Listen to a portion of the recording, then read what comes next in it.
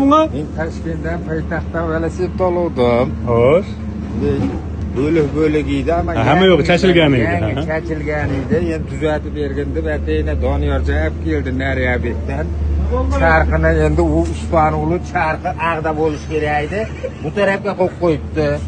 Men minsam oldiga tormoz olib qolyapti, orqaga minilyapti. Men endi Usmonov deganiga endi nech pul berishim kerak o'rta. Nima deyman endi? Usta, meni turishimni qaranglar.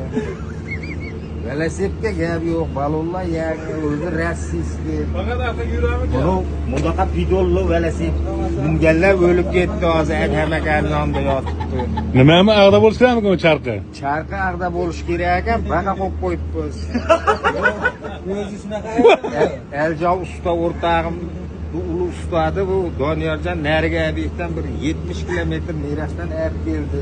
Shunaqa qo'yib qo'yibdimi keyin? Men bunda qo'yib qo'yganiga endi hech pul beraman desam, Qancha mana ko'rasiz?